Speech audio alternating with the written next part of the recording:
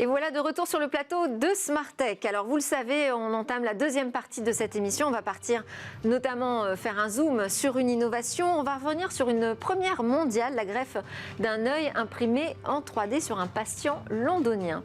Mais d'abord, donc c'est l'heure de notre rendez-vous avec le monde du libre, avec Jean-Paul Smets, PDG de Rapid Space. Bonjour Jean-Paul. Bonjour.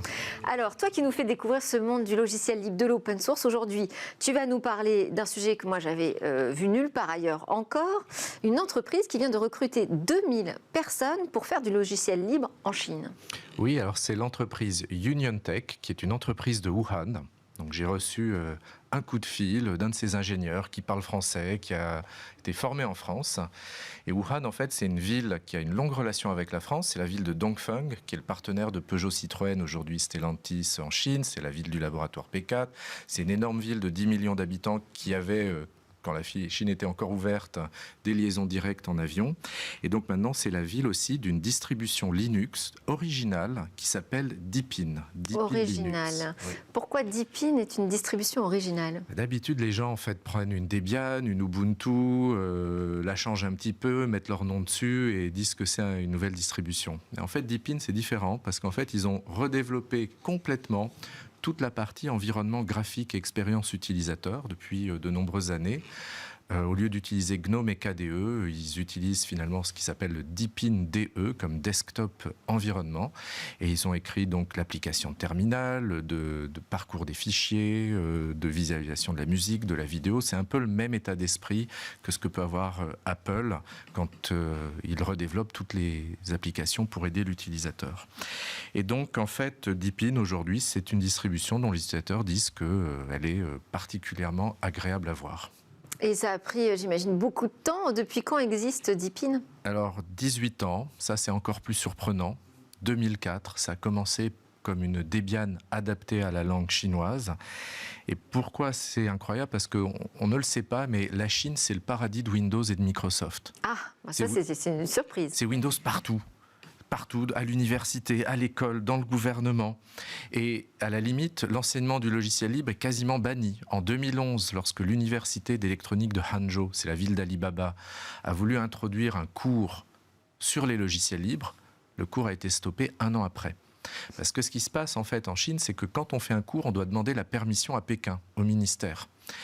Et les fournisseurs se battent à Pékin à coups de lobbying. Ils veulent en fait pousser l'enseignement de leur technologie plutôt que celle du voisin. Donc les logiciels libres, ils n'ont pas de financement pour faire du lobbying à Pékin pour qu'on enseigne leur technologie.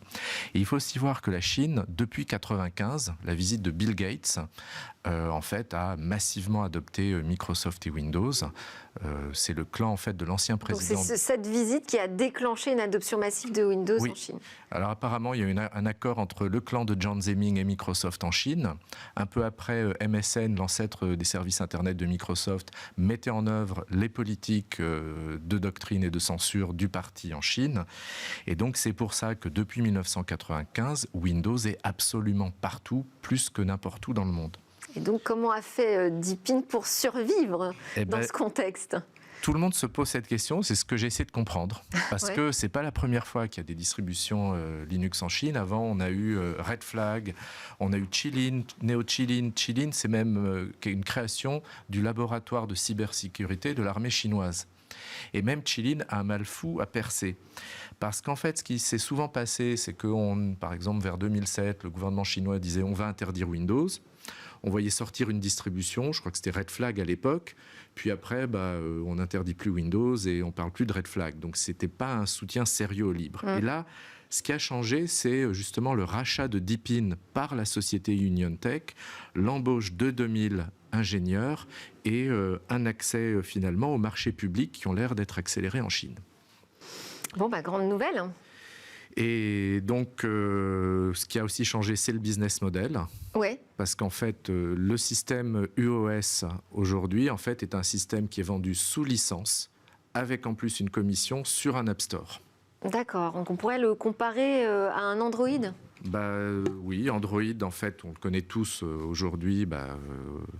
les constructeurs de téléphones doivent payer une licence, mais il y a un projet libre qui s'appelle Android Open Source Project. Ouais. Donc on est vraiment dans le même état d'esprit où il y a un projet libre qui est Deepin, un projet propriétaire qui est UOS. Ça va même plus loin puisqu'en fait, dans UOS, on n'a pas le mot de passe de route. C'est-à-dire qu'on ne peut pas modifier l'environnement, on ne peut pas installer ses propres applications, il faut passer par l'App Store, exactement comme dans un iPhone avec iOS. C'est un modèle de contrôle total technique et commerciale de la distribution. Et ça ne gêne pas les constructeurs, ils sont prêts à accepter ces conditions? Eh bien, seul UOS supporte correctement les processeurs chinois.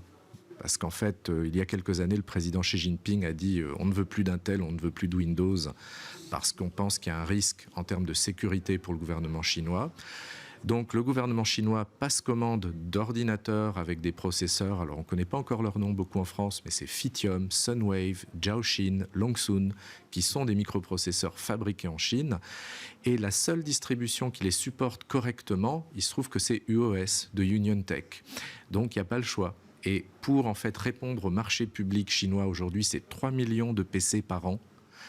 Eh bien, 3 millions de PC vont être produits par des constructeurs chinois qui vont payer 50 € sur chaque PC à Union Tech, qui se retrouve comme ça à la tête de 150 millions d'euros de budget par an pour payer ces 2000 développeurs et assurer à la Chine aujourd'hui une souveraineté numérique complète sur le poste de travail entre la déclaration du président suite aux disputes avec Trump il y a 3 ans et aujourd'hui.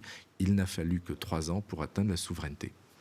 Donc cet exemple va permettre de voir comment aujourd'hui un OS libre, open source, peut permettre à un État d'installer une souveraineté logicielle. À condition d'utiliser les commandes publiques pour créer le marché, qui finance l'entreprise, permet d'embaucher en Chine 2000 développeurs.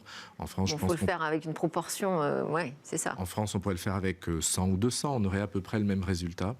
Et il se trouve qu'on a en fait déjà les constructeurs de matériel, les constructeurs de processeurs. Tout existe en Europe si on voulait faire la même chose.